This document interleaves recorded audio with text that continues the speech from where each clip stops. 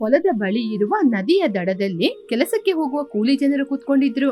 ಏ ರಾಮಲು, ಇವತ್ತು ಮನೇಲಿ ಏನೇ ಅಡಿಗೆ ಮಾಡಿದೀಯಾ? ಏನು ಇಲ್ಲ ಅತ್ತೆ, ಬೇಳೆ ಸಾರು, ನಿಂಬೆ ಹಣ್ಣಿನ ಉಪ್ಪಿನಕಾಯಿ ಆ ಅಜ್ಜಿಯ ಕೈಯಿಂದನೇ ತಗೊಂಬಂದೆ. ಹೌದು, ನೀವೇನ್ ಮಾಡಿದ್ರಿ ಇವತ್ತು? ನಾನು ಕೂಡ ಆ ಅಜ್ಜಿಯ ಕೈಯಿಂದನೇ ತಗೊಂಬಂದೆ ರಾಮಲು. ಹಾಗಾದ್ರೆ ಇಬ್ಬರದು ಒಂದೇ ಸಾರು ಹಾಗೆ ಅಂತ ಮಾತಾಡ್ತಾ ಇದ್ರು. ಅದರಲ್ಲೂ ಉಳಿದ ಕೂಲಿಯವರು, ನಮ್ದು ಕೂಡ ಬೇಳೆ ಸಾರು, ನಿಂಬೆ ಹಣ್ಣಿನ ಉಪ್ಪಿನಕಾಯಿ ರಾಮಲು. ಹಾಗಾದ್ರೆ ಎಲ್ಲರೂ ಕೂಡ ಅಜ್ಜಿಯ ಕೈಯಿಂದನೇ ತಗೊಂಡಿರೋದು.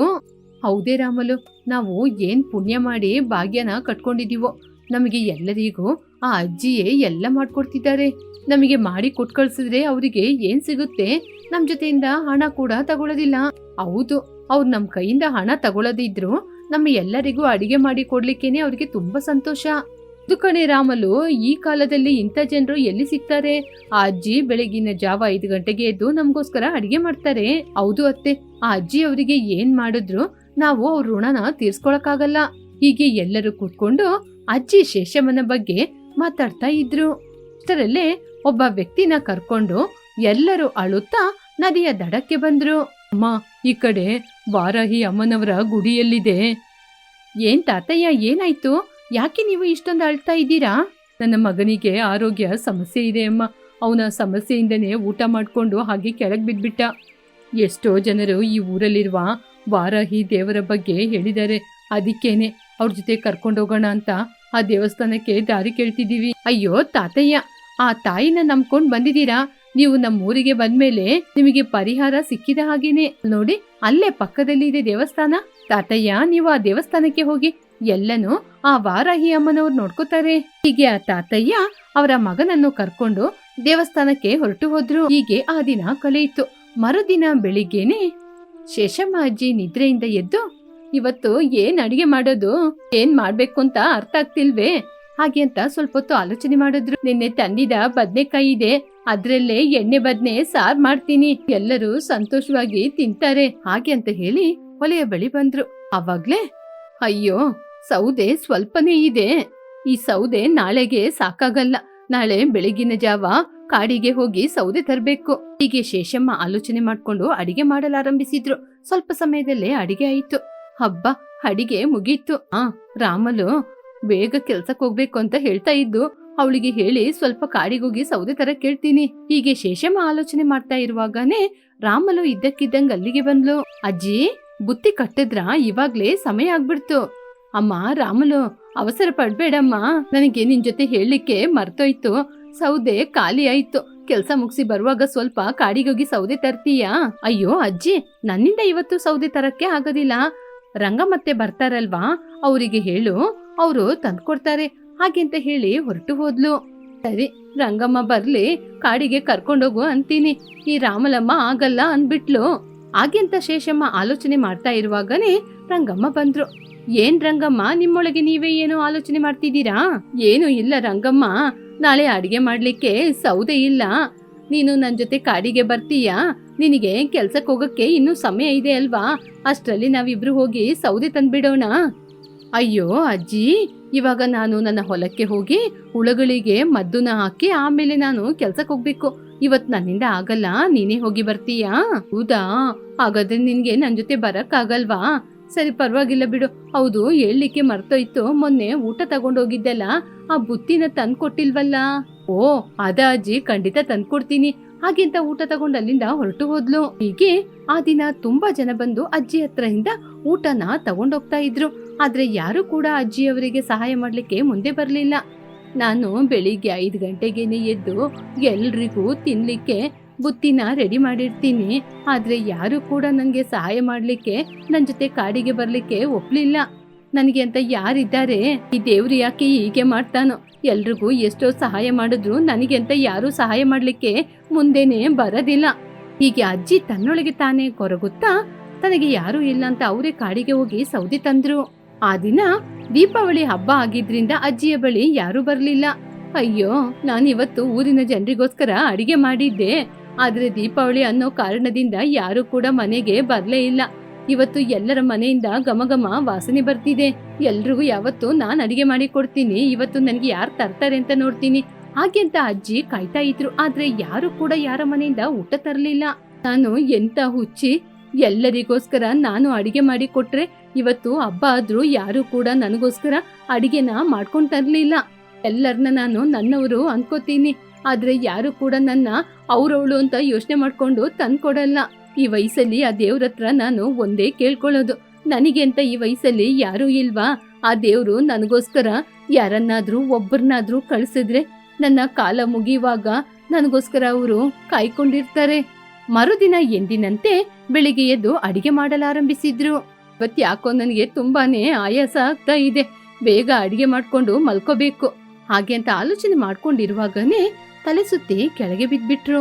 ಹೀಗೆ ಸ್ವಲ್ಪ ಸಮಯದಲ್ಲೇ ರಾಮಲಮ್ಮ ಊಟನ ತಗೊಂಡೋಗ್ಲಿಕ್ಕೆ ಅಜ್ಜಿಯ ಮನೆಗೆ ಬಂದ್ಲು. ಅಯ್ಯೋ ಅಜ್ಜಿ, ಏನಾಯ್ತು ನಿಮಗೆ? ಜೋರಾಗಿ ಕರಿತಾ ಇದ್ದಂಗೆ ಅಕ್ಕಪಕ್ಕದವರೆಲ್ಲ ಮನೆಯೊಳಗೆ ಓಡಿ ಬಂದ್ರು. ರಾಮಲಮ್ಮ, ಅಜ್ಜಿಗೆ ಏನಾಯ್ತು ಅಂತ ಗೊತ್ತಿಲ್ಲ ಅಕ್ಕ, ನಾನು ಬರುವಾಗನೇ ಅಜ್ಜಿ ಕೆಳಗ್ ಬಿದ್ದೋಗಿದ್ರು. ಹೌದಾ? ನಮ್ಮ ಊರಿನ ವಾರಾಯಮ್ಮ ದೇವಸ್ಥಾನಕ್ಕೆ ಕರ್ಕೊಂಡೋಗೋಣ. ಮೊನ್ನೆ ಕೂಡ ಯಾರೋ ಪಕ್ಕದ ಊರಿನಿಂದ ನಮ್ಮ ಊರಿಗೆ ಆ ದೇವಸ್ಥಾನದ ಮಹಿಮೆ ಬಗ್ಗೆ ಮಾತಾಡ್ಕೊಂಡು ಬಂದಿದ್ರಲ್ವಾ, ನಾವು ಕರ್ಕೊಂಡೋಗೋಣ. ಆ ದೇವಸ್ಥಾನಕ್ಕೆ ಬಂದ ನಂತರ ಸ್ವಲ್ಪ ಸಮಯದಲ್ಲೇ ಅವ್ರ ಮಗ ಸರಿಯಾಗ್ಬಿಟ್ನಂತೆಲ್ಲ. ಬನ್ನಿ, ನಮ್ಮ ಅಜ್ಜಿನ ಕೂಡ ನಾವು ಅದೇ ದೇವಸ್ಥಾನಕ್ಕೆ ಕರ್ಕೊಂಡೋಗೋಣ. ಈ ಅಜ್ಜಿನ ದೇವಸ್ಥಾನಕ್ಕೆ ಕರ್ಕೊಂಡೋದ್ರು. ರಾಮಲು, ಅಜ್ಜಿನ ಯಾಕೆ ದೇವಸ್ಥಾನದೊಳಗೆ ಕರ್ಕೊಂಡೋಗದೆ ಇಲ್ಲೇ ಕೂರ್ಸಿದೀಯಾ? ಅಯ್ಯೋ ರಂಗಮ್ಮತ್ತೆ, ನಿಮಗೆ ಗೊತ್ತಿರತ್ತಾನೆ ನಮ್ಮ ಊರಿಂದ ಯಾರು ಕೂಡ ದೇವಸ್ಥಾನದ ಒಳಗೆ ಹೋಗಲ್ಲ ಅಲ್ವಾ? ಪರವಾಗಿಲ್ಲ ಕಣೆ ರಾಮಲು, ಬಾ ಗರ್ಭಗುಡಿಯೊಳಗೆ ಹೋಗೋಣ. ಪ್ರತಿದಿನ ನಮಗೆ ಊಟ ಕೊಡುವ ಅನ್ನಪೂರ್ಣೇಶ್ವರಿ ಈ ಅಜ್ಜಿ, ಅಂತವ್ರನ್ನ ನಾವ್ ಇಲ್ಲೇ ಬಿಟ್ರೆ ಹೇಗೆ? ಬಾ ಒಳಗ್ ಕರ್ಕೊಂಡೋಗೋಣ. ರಾಮಲು ಅಜ್ಜಿನ ದೇವಸ್ಥಾನದೊಳಗೆ ಕರ್ಕೊಂಡೋದ್ಲು. ಆದರೂ ಅಜ್ಜಿಗೆ ಪ್ರಜ್ಞೆ ಬರ್ಲೇ ಇಲ್ಲ. ಆ ಊರಿನ ಜನರು ಎಲ್ಲರೂ ಅಜ್ಜಿಗೆ ಸರಿಯಾಗ್ಬೇಕು ಅಂತ ಬೇಡ್ಕೊತಾ ಇದ್ರು. ಅಮ್ಮ, ನಮಗೆ ಪ್ರತಿದಿನ ಅನ್ನ ಹಾಕುವ ದೇವತೆಯಮ್ಮ ಇವರು. ಅಂತಹ ಅಜ್ಜಿ ಇವತ್ತು ಪ್ರಜ್ಞೆ ತಪ್ಪಿ ಕೆಳಗ್ ಬಿದ್ದೋಗ್ಬಿಟ್ರು. ನಮಗೆ ಎಷ್ಟೊಂದು ದುಃಖ ಆಗ್ತಾ ಇದೆ. ಹೀಗೆ ವಾರಾಹಿ ಅಮ್ಮನವ್ರನ್ನ ಬೇಡ್ಕೊತಾ ಇದ್ರು. ರಾಜಮಾತೆ, ಅಜ್ಜಿ ಪ್ರತಿದಿನ ಎಷ್ಟು ಚೆನ್ನಾಗಿ ಕೆಲಸ ಮಾಡ್ಕೊಂಡು ಓಡಾಡ್ತಾ ಇದ್ದವ್ರು, ಇವತ್ ಮಲ್ಗಿರೋದ್ ನೋಡಿದ್ರೆ ಬೇಜಾರಾಗುತ್ತೆ. ಇಲ್ಲ ರಾಮಲು, ಅಜ್ಜಿಗೆ ಏನೂ ಆಗೋದಿಲ್ಲ. ಪ್ರತಿದಿನ ನಮ್ ಕೈಯಿಂದ ₹1 ಕೂಡ ತಗೊಳ್ಳದೆ ನಮಗೆ ಹೊಟ್ಟೆ ತುಂಬಾ ಊಟ ಹಾಕುವ ಅನ್ನಪೂರ್ಣೇಶ್ವರಿ, ನಿಜವಾಗ್ಲೂ ಅಜ್ಜಿಗೆ ಏನೂ ಆಗಲ್ಲ ಹಾಗೆಂತ ಮಾತಾಡ್ತಾ ಇರುವಾಗನೇ ಅಜ್ಜಿಗೆ ಪ್ರಜ್ಞೆ ಬಂತು. ಹೀಗೆ ಸ್ವಲ್ಪ ನಿಧಾನವಾಗಿ ಕಣ್ಣನ್ನು ತೆರೆದ್ರು. ನೋಡಿದ್ರೆ ಅದು ವಾರಾಹಿ ಅಮ್ಮ. ಸುತ್ತಲೂ ಊರಿನ ಜನರಿದ್ರು. ಅಜ್ಜಿ ನಿಧಾನವಾಗಿ ಎದ್ದು ನಿಂತು, ಅಜ್ಜಿ ಹೇಗಿದೆ ಅಜ್ಜಿ ನಿಮಗೆ? ಅಜ್ಜಿ ಏನಾಯ್ತಜ್ಜಿ ನಿಮ್ಗೆ? ಎಲ್ಲ ಪರವಾಗಿಲ್ವಾ? ನಾನು ಚೆನ್ನಾಗಿದ್ದೀನಮ್ಮ, ಆದ್ರೆ ಯಾಕೆ ಈ ತಾಯಿಯ ದೇವಸ್ಥಾನಕ್ಕೆ ಕರ್ಕೊಂಬಂದ್ರಿ? ನಮ್ಮ ಊರಿನ ಜನರು ಯಾರು ಕೂಡ ದೇವಸ್ಥಾನದೊಳಗೆ ಬರ್ಬಾರ್ದಲ್ವಮ್ಮ? ಅಜ್ಜಿ, ನಮಗೆ ನೀವು ಅನ್ನಪೂರ್ಣೇಶ್ವರಿ, ಪ್ರತಿದಿನ ನಮ್ಮ ಹೊಟ್ಟೆಯನ್ನು ತುಂಬಿಸುವವರು. ನಿಮಗೆ ಏನಾದ್ರಾದ್ರೆ ನಾವು ಸುಮ್ನಿರ್ತೀವ, ಅದಕ್ಕೆ ದೇವಸ್ಥಾನಕ್ಕೆ ಕರ್ಕೊಂಬಂದು. ಹೀಗೆ ಅಜ್ಜಿನ ಮನೆ ಕರ್ಕೊಂಬಂದು ಅವರಿಗೆ ಸೇವೆಯನ್ನು ಮಾಡಿದ್ರು. ಅವರೆಲ್ಲರನ್ನು ನೋಡಿ ಅಜ್ಜಿ ದುಃಖ ಪಡುತ್ತಾ, ಇವ್ರನ್ನ ನಾನು ಏನೋ ತಿಳ್ಕೊಂಡಿದ್ದೆ, ಇವರಿಗೆ ನಾನಂದ್ರೆ ಎಷ್ಟೊಂದು ಪ್ರೀತಿ. ಅಕ್ಕಮ್ಮ, ನನ್ಗೋಸ್ಕರ ಯಾರನ್ನಾದ್ರೂ ಕಳ್ಸ್ಕೊಡು ಅಂದೆ. ಊರಿನವ್ರನ್ನ ಎಲ್ಲರನ್ನ ಕಳ್ಸಿದೀಯ. ನನಗಿವತ್ತು ಎಷ್ಟು ಜನ ಇದ್ದಾರೆ ಅಂತ ಇವತ್ ನಂಗೆ ಗೊತ್ತಾಯ್ತು.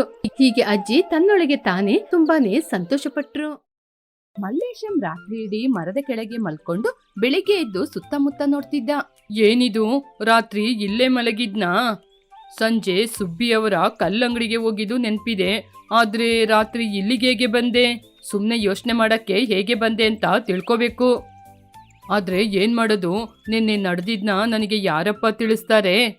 ಹಾಗೆ ಅಂತ ಅವನು ಸುತ್ತಮುತ್ತ ನೋಡ್ತಾ ಇರುವಾಗ ಅವನು ರಾಮುವನ್ನು ನೋಡ್ದ. ಈ ರಾಮು ಹತ್ರ ಕೇಳಿದ್ರೆ ಹೇಳ್ತಾನ? ಏನೋ, ಹೋಗಿ ಕೇಳಿ ನೋಡ್ತೀನಿ. ಹಾಗೆ ಅಂತ ಅವನ ಹತ್ತಿರಕ್ಕೆ ಹೋದ. ರಾಮು, ನಿನ್ನೆ ನನ್ನ ಹಣ ಇಲ್ಲೇ ಬಿದ್ದೋಯ್ತು, ನೀನು ನನ್ನ ಹಣ ಏನಾದ್ರೂ ನೋಡ್ದ? ನೀನು ನಿನ್ನೆ ಮಾಡಿದ ಗಲಾಟೆಗೆ ನೀನೇ ಇಷ್ಟೊತ್ತು ಎಲ್ಲಿದ್ದೆ ಅಂತ ನಿನಗೆ ಗೊತ್ತಿಲ್ಲ. ಹಾಗಿರುವಾಗ ನಿನ್ನ ಹಣದ ಬಗ್ಗೆ ಕೇಳ್ತೀಯಾ? ಕಳ್ಳು ಕುಡಿಯೋ ಜಾಗದಲ್ಲಿ ಬಿಸಾಕ್ದೋ ಬೇರೆ ಎಲ್ಲಿ ಬಿಸಾಕ್ದೋ?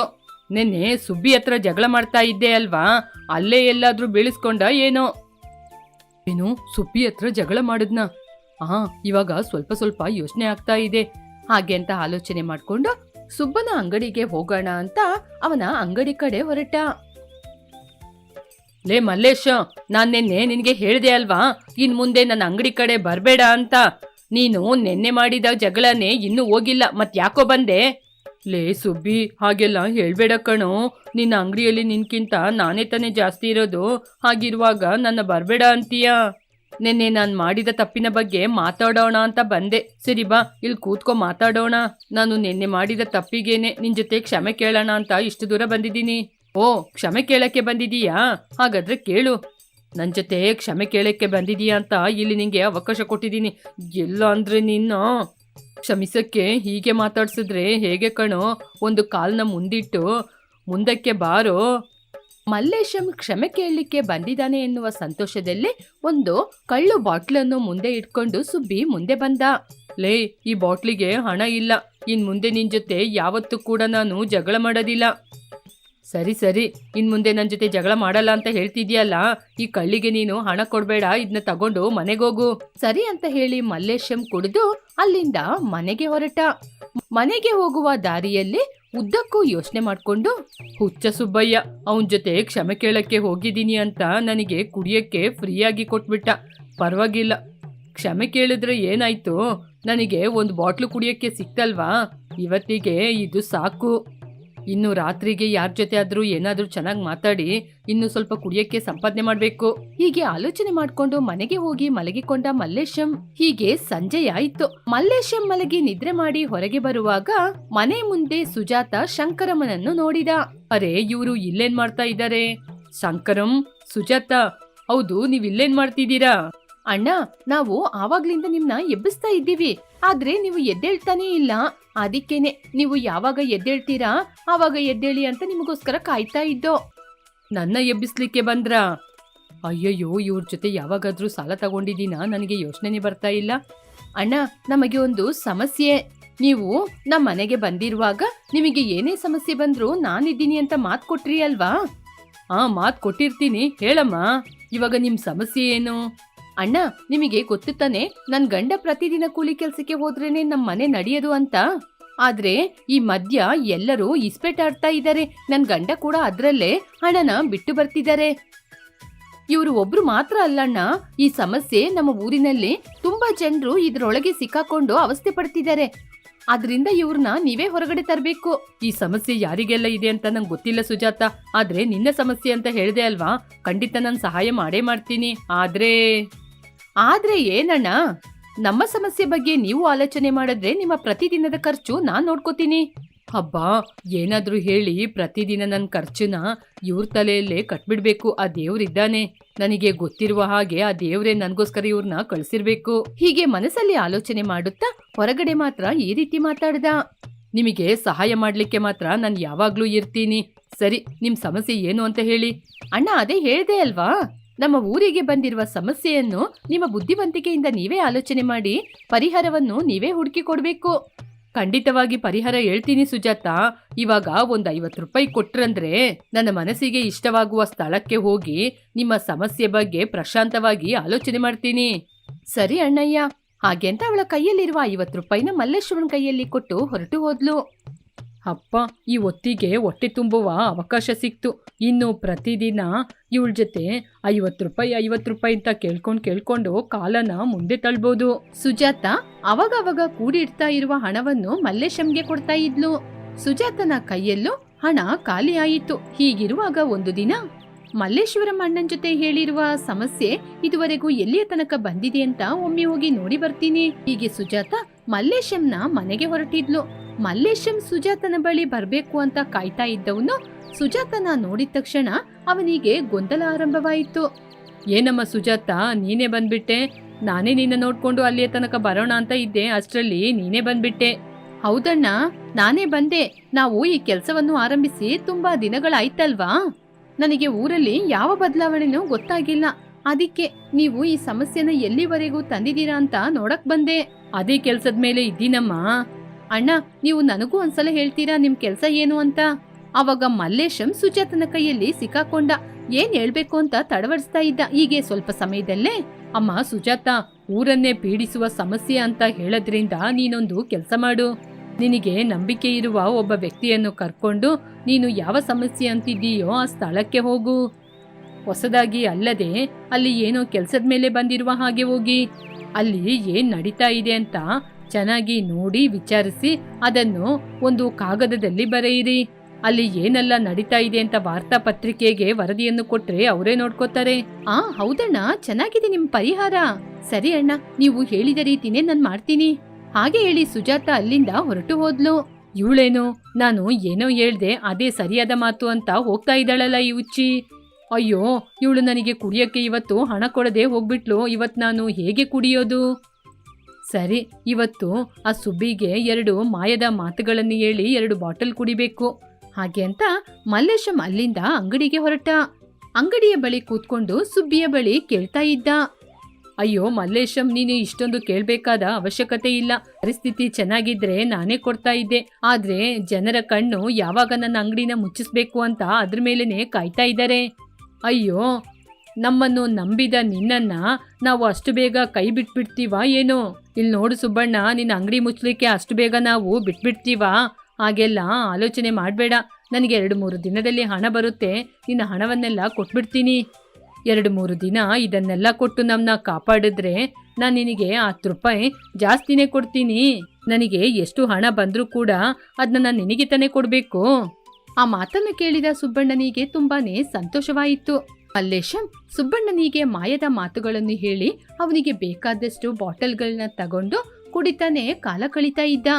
ಮರುದಿನನೇ ಸುಜಾತ ಒಂದು ಕಾಗದವನ್ನು ತೆಗೆದುಕೊಂಡು ಮಲ್ಲೇಶ್ವರಂ ಬಳಿ ಬಂದ್ಲು. ಅಣ್ಣ, ಈ ಕಾಗದವನ್ನು ನೀವೇ ಹೇಗಾದ್ರೂ ಮಾಡಿ ಪತ್ರಿಕೆಯವರಿಗೆ ಒಪ್ಪಿಸ್ಬೇಕು. ಆಗಲ್ಲ ಅಂತ ಹೇಳ್ಬೇಡಿ. ದಾರಿ ಖರ್ಚಿಗೆ ಇಟ್ಕೊಳ್ಳಿ 1000 ರೂಪಾಯಿ ಹೇಗಾದ್ರೂ ಸೇರಿಸಿ ಅಣ್ಣ. ಸುಜಾತನ ಕೈಯಲ್ಲಿ ಹಣವನ್ನು ನೋಡಿದ ತಕ್ಷಣ ಮಲ್ಲೇಶಂ ಏನು ಆಲೋಚನೆ ಮಾಡದೆ ಅದನ್ನು ತೆಗೆದುಕೊಂಡ. ಚಿಂತೆ ಮಾಡ್ಬೇಡಮ್ಮ, ನಾನಿದ್ದೀನಲ್ವಾ, ಎಲ್ಲ ನಾನ್ ನೋಡ್ಕೋತೀನಿ. ಹಾಗೆ ಅಂತ ಹೇಳುತ್ತಾ ಅವನು ಇರುವ ಹಣದಲ್ಲಿ 2 ಬಾಟಲ್ ಕುಡಿದು ಆ ನಂತರ ಅವನಿಗೆ ಬೇಕಾದಷ್ಟನ್ನು ತೆಗೆದುಕೊಂಡು ದಾರಿ ಉದ್ದಕ್ಕೂ ಕುಡಿಯುತ್ತಾ ಪತ್ರಿಕಾ ಕಚೇರಿಗೆ ಹೋದ. ಹೀಗೆ ಸಂಜೆಯಾಗುವ ಸಮಯದಲ್ಲಿ ಪತ್ರಿಕಾ ಕಚೇರಿಗೆ ಹೋಗಿ ಸುಜಾತ ಕೊಟ್ಟಂತಹ ಕಾಗದವನ್ನು ಕೊಟ್ಟೇ ಬಿಟ್ಟ. ಸ್ವಲ್ಪ ಸಮಯದಲ್ಲೇ ಮನೆಗೆ ಬಂದು, ಅಬ್ಬಾ, ಇವತ್ತು ತುಂಬಾ ದೂರ ನಡೆದಿದ್ದೀನಿ, ತುಂಬಾನೇ ಆಯಾಸವಾಗಿದೆ. ಇವತ್ತು ಚೆನ್ನಾಗಿ ಕುಡಿದು ಚೆನ್ನಾಗಿ ಮಲಗಿ ನಿದ್ರೆ ಮಾಡಬೇಕು. ಹಾಗೆ ಅಂತ ಹೇಳಿ ಮಲಗಿ ನಿದ್ರೆ ಮಾಡಿದ. ಮರುದಿನ ಬೆಳಿಗ್ಗೆ ಎದ್ದು ಕುಡಿಲಿಕ್ಕೆ ಅಂತ ಅಂಗಡಿಯ ಬಳಿ ಬರುವಾಗ ಅಲ್ಲಿ ಗೊಂದಲವೇ ಏರ್ಪಟ್ಟಿತ್ತು. ಇದೇನಪ್ಪ ಅಂತ ಆಲೋಚನೆ ಮಾಡುವಾಗ ಪತ್ರಿಕಾ ಭವನಕ್ಕೆ ಕೊಟ್ಟಂತಹ ಕಂಪ್ಲೇಂಟ್ ಪೊಲೀಸ್ ಸ್ಟೇಷನಿಗೆ ಹೋಗಿ ಪೊಲೀಸ್ ಅವರು ಬಂದು ಅಂಗಡಿಯನ್ನು ಮುಚ್ಚಲು ಪ್ರತಿಭಟನೆ ಮಾಡ್ತಿದ್ರು. ಅಯ್ಯೋ, ಈ ಅಂಗಡಿಯನ್ನು ಮುಚ್ಚಲಿಕ್ಕೆ ನಾನೇ ಮೊದಲ ಕಾರಣನಾ? ಪತ್ರಿಕೆಯವರಿಗೆ ಇಲ್ಲಿ ನಡೀತಾ ಇರುವ ಅನ್ಯಾಯದ ಬಗ್ಗೆ ತಿಳಿಸಿಕೊಟ್ಟಿದ್ದು ಕೂಡ ನಾನೇ ತಾನೇ? ಹಾಗೆ ಅಂತ ಮಲ್ಲೇಶಂ ತಲೆ ಮೇಲೆ ಕೈ ಇಟ್ಕೊಂಡು ಆ ಅಂಗಡಿ ಬಳಿಯೇ ಕೂತ್ಕೊಂಡ.